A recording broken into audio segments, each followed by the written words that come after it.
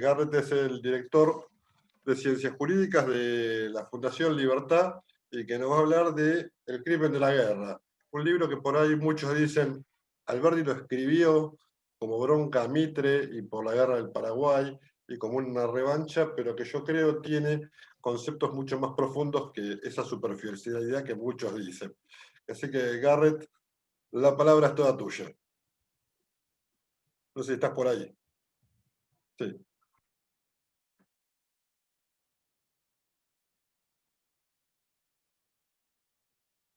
No se te escucha. A ver, ¿ahí se me escucha? Ahora se te Díganme si escucha. ahí. Ahí Perfecto. está.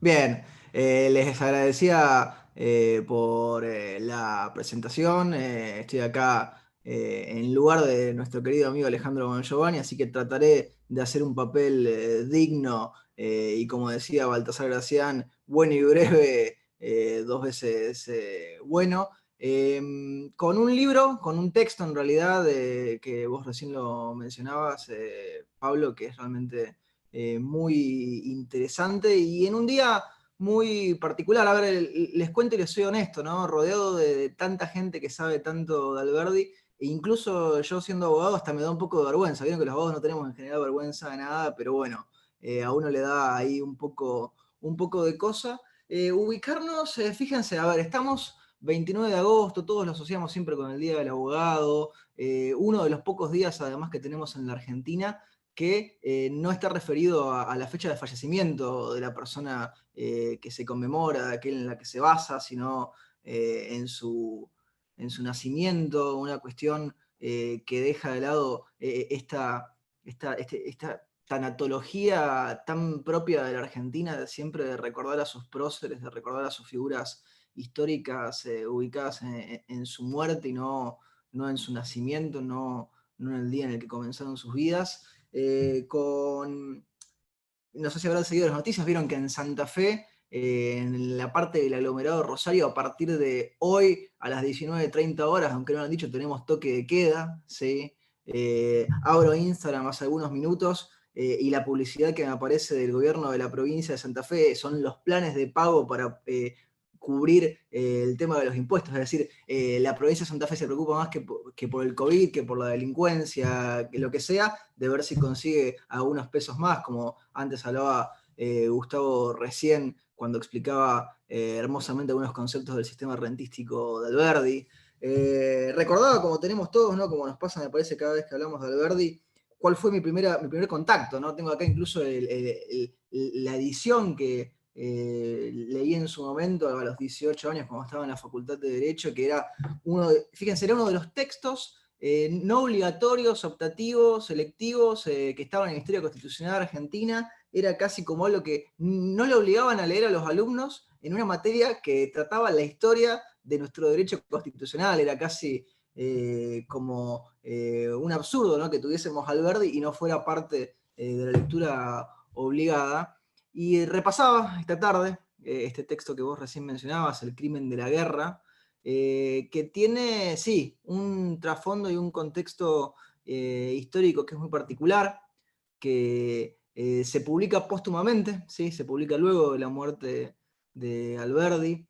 Se publica básicamente, algunos ponen, si le tenemos que ubicar un año, porque hubo varias reconstrucciones luego de su publicación para intentar acercarse lo más posible a un texto final y al texto en el formato en el que Alberdi le quería dar estructura. Unos 25, 26 años después de lo que fue su redacción original, ubiquémonos que se da con... Ahí he vuelto. volvió Edward. Sí, Garrett. una gran muestra me parece de lo que tenemos de la internet después de que lo declararan servicio público, si bien todavía no empezó a pauperizarse del todo. Bien, retomando, yo les estaba contando, ¿no? De esta cuestión contextual, nos estábamos ubicando en 1870, esta idea de la guerra del Paraguay, de la guerra de la Triple Alianza, pero el punto, por lo menos en lo formal, en lo práctico, en los hechos, lo que se conoce de la historia, es que Alberdi lo redacta con una finalidad muy específica, ¿no? Había un concurso que se estaba llevando adelante en Francia, en París, era la Liga Internacional y Permanente para la Paz, y le habían dicho, las bases de ese concurso era, hay que escribir un texto en contra de la guerra, ¿sí? Es decir, un texto antibelicista. Entonces, tenemos en este texto de Alberdi, que yo la primera vez que lo leí prácticamente al mismo tiempo que leía las bases, es decir, fue hace muchos, muchos años, a mí me faltaban todavía un montón de lecturas como para tratar de realmente apreciarlo y entenderlo. Y repasándolo hoy, en 2020, lo primero que veo y que me parece que es de destacar y que uno, a ver, cada vez que nos vamos a los clásicos y notamos todas estas cosas nos sorprende todo lo que conocía Alberdi, todo lo que había leído Alberdi, la capacidad de intertextualidad que tenía cuando no poseía todas las herramientas y todas las facilidades que tenemos hoy nosotros. Digo, uno se fija tanto en el cuerpo del texto como en las notas a pie de página a un Alberdi que cita a Savigny, a un Alberdi que cita a Grocio, a un Alberdi que cita a Smith, a un Alberdi que escribe, ¿sí? A fines del siglo XIX un montón de frases que cuando uno las lee dice, che, esto que a lo mejor era de casi como un refrán suena, Alberti lo escribió, sí, lo escribió en la época en la que no tenía computadoras, en la que no tenía internet, en la que no tenía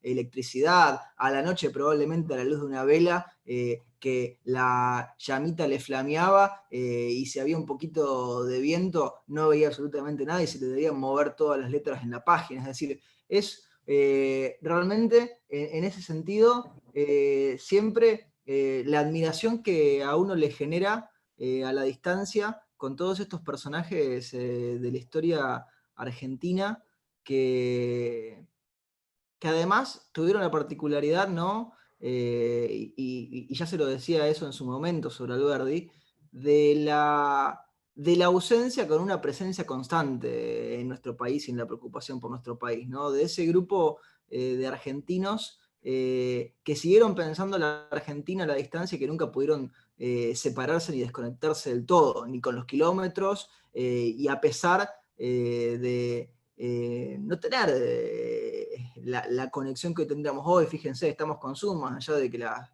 conexión vaya, venga y demás, es casi como si estuviésemos en el mismo lugar físico, esa capacidad de análisis de la realidad que le hizo escribir este texto que es un poquito repetitivo, es un poquito obsesivo, tiene un gran tono jurídico al principio, ¿sí? El propio título ya lo adelanta con lo del crimen de la guerra, donde hace un análisis pormenorizado de los justificativos legales, en un primer punto, de la guerra, con un rescate de un concepto, ¿sí?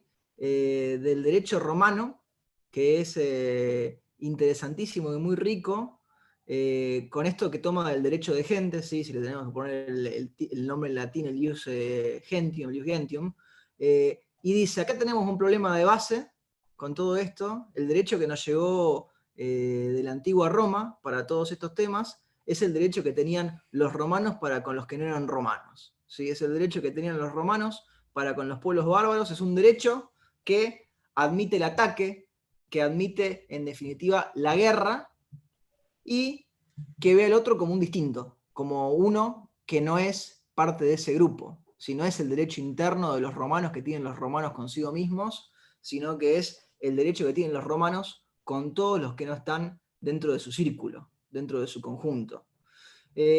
Hace después un paralelo que es básicamente la clave, ¿no? de esta obra y de esa postura antibelicista que defiende y que sostiene Alberdi, y dice, fíjense lo que son los delitos a título individual, lo que son los homicidios, lo que son los robos, todas estas acciones, ¿sí? Que a título individual son castigadas por el derecho, que son castigadas por la sociedad, que no veríamos de forma alguna una manera en principio de justificarlas, por lo menos en abstracto, ¿por qué de repente, ¿sí? Las justificaríamos cuando se hacen en masa, cuando se hacen en cantidades gigantescas, cuando involucran a muchas más personas, ¿no?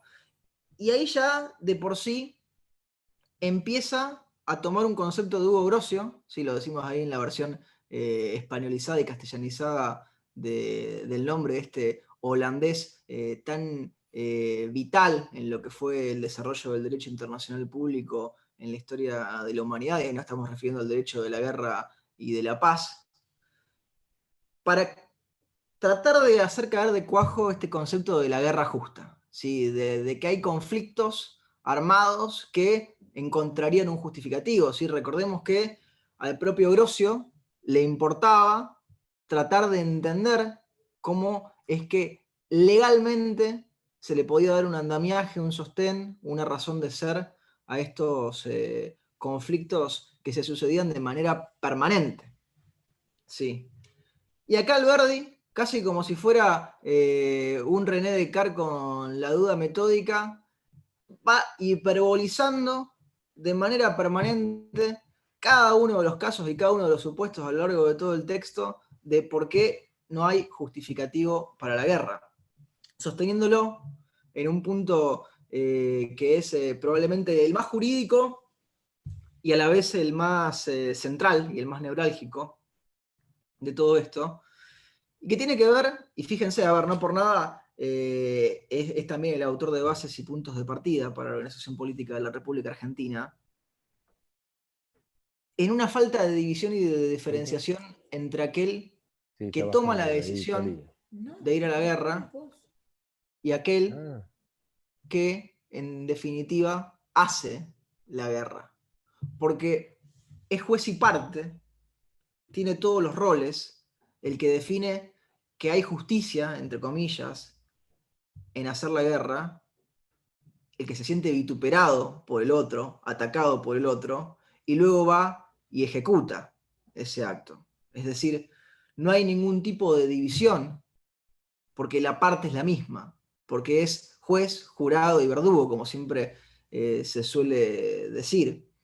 Un Alberdi, y esto es, tiene una de las frases más destacadas, ¿no?, de este texto, que es de las más citadas probablemente del crimen de la guerra: una espada no es gloriosa por la sangre que ha derramado, sino por la que ha impedido derramar.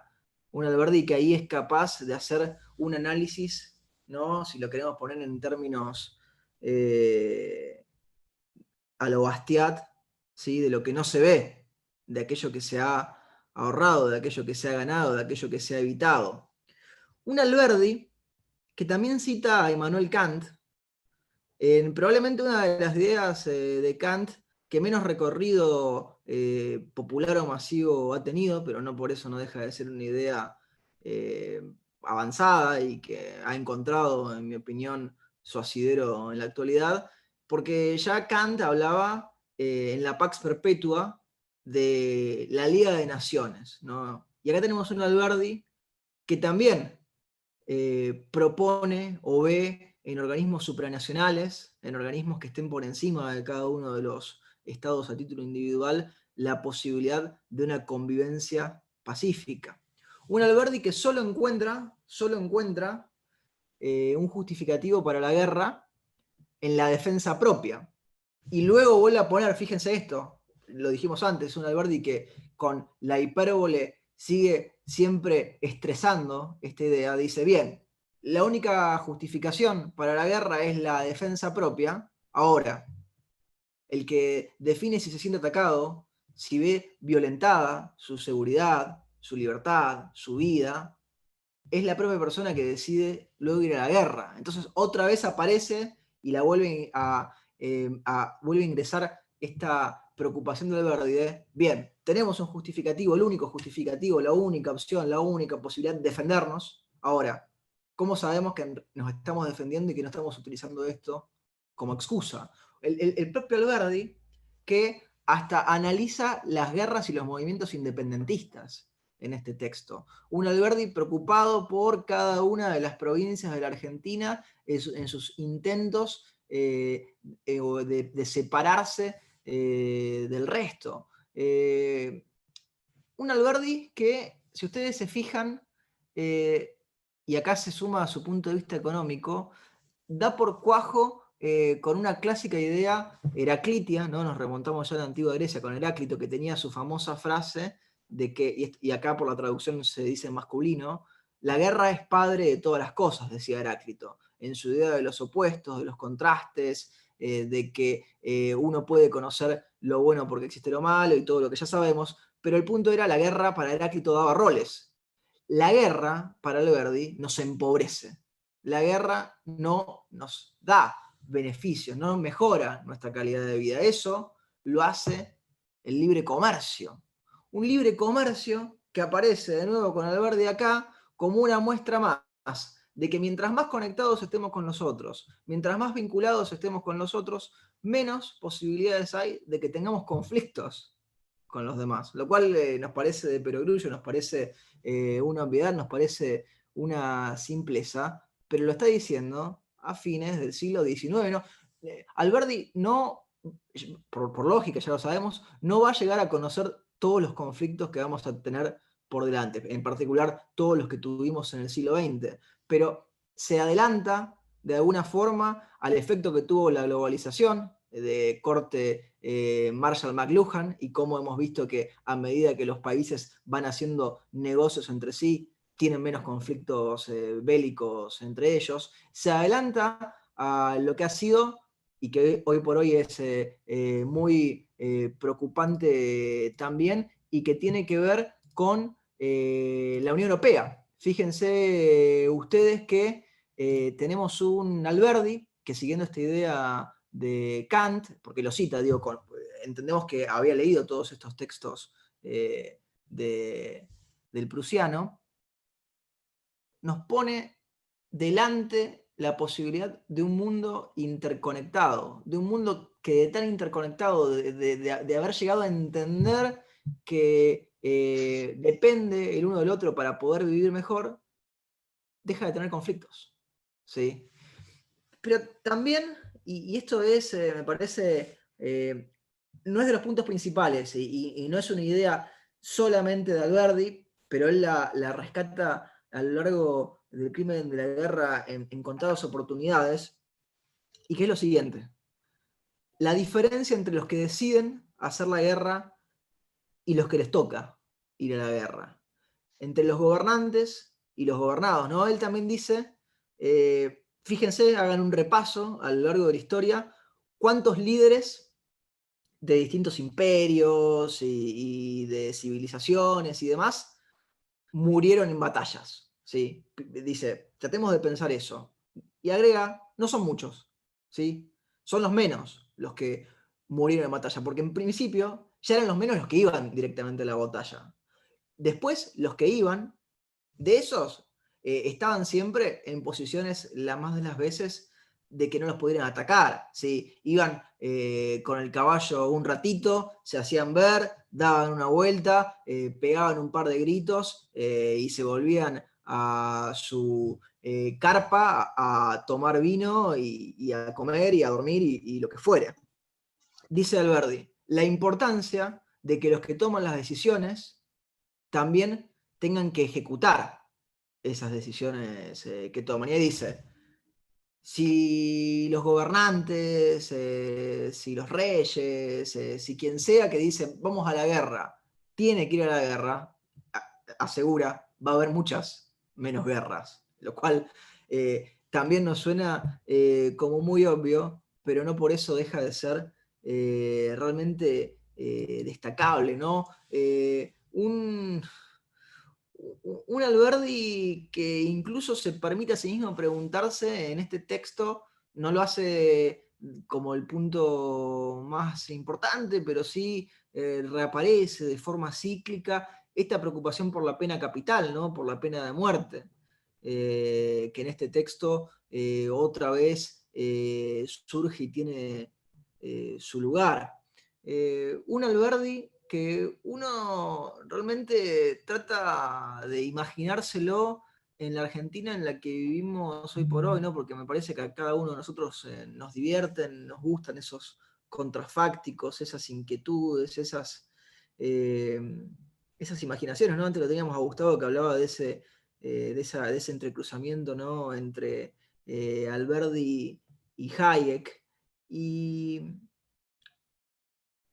uno lee las noticias, ¿no? Y se fija el top 10 de noticias más leídas en el diario, los avisos que mandan las redes sociales.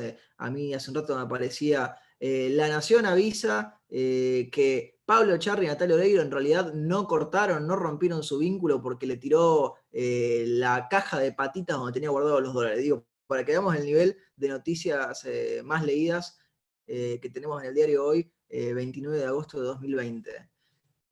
Y después tenemos estos textos, en este caso Alberdi, ¿no? Pero de muchos de los padres fundadores de la Argentina, que no tienen nada que envidiarle a ninguno de los textos clásicos de los orígenes, de un montón de los países que hoy están en el top.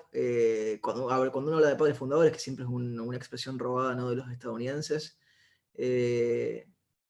no tenemos nada que envidiarle a Jefferson, a Franklin, a compañía, cuando pensamos y recordamos que lo tuvimos Alberdi, ¿no? Un Alberdi que se animó a pensar en una época, a pensar una Argentina completa en una época en la que eso era absolutamente imposible, que era una quimera, que era un lienzo en blanco en el medio de conflictos interminables, y en una actualidad y lo de la Liga de las Naciones de este texto me lo trae a colación, en la que hasta nos parece que Europa se ha olvidado de todo eso que aprendió durante el siglo XX, ¿no? Porque empezamos a ver movimientos secesionistas, nacionalismos, lo vemos no solamente en Europa, sino que se va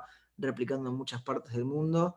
Eh, y, y estamos en un tiempo muy incierto. Sí, este año me parece que ha sido realmente complejo para todos, en mayor o menor medida, por situaciones diversas, más allá de si tomamos a lo Taleb, que no es un cisne negro, tomamos a lo Ferguson, que en realidad es un rey dragón, y que era un evento que era extraño, sí, pero no imprevisible, y de un tamaño gigante. Me dicen que estoy teniendo algunos problemas de conexión, a ver si se escucha un poco mejor.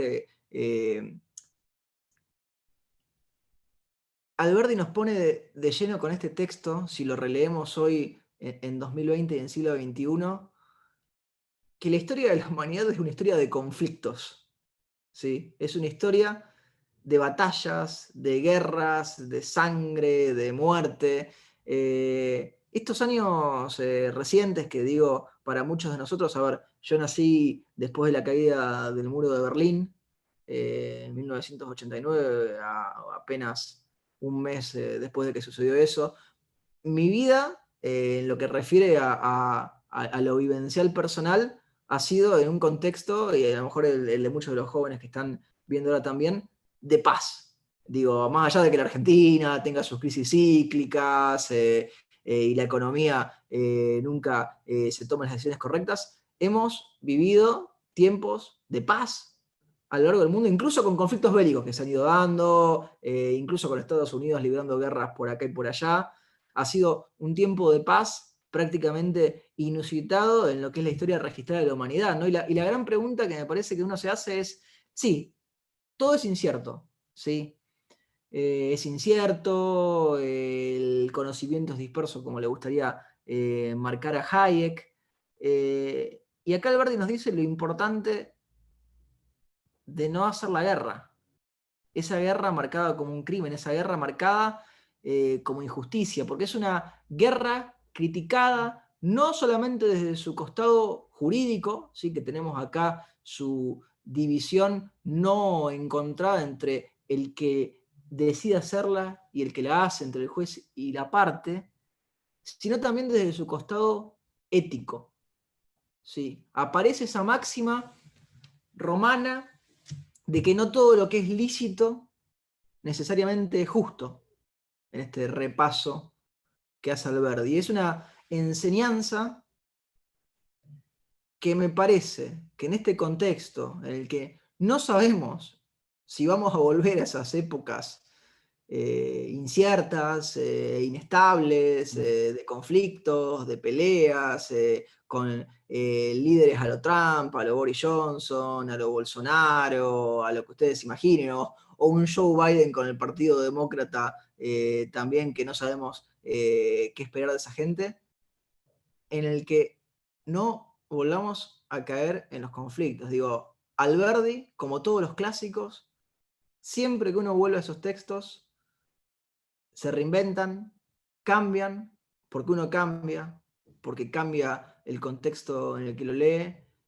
y me parece que es valiosísimo volver a estas perlas que digo, si ya las bases es una genialidad, el resto de la obra de Alberdi no está un peldaño abajo, diría que está al mismo nivel, o en algunos sentidos incluso más arriba. Así que nada, gracias.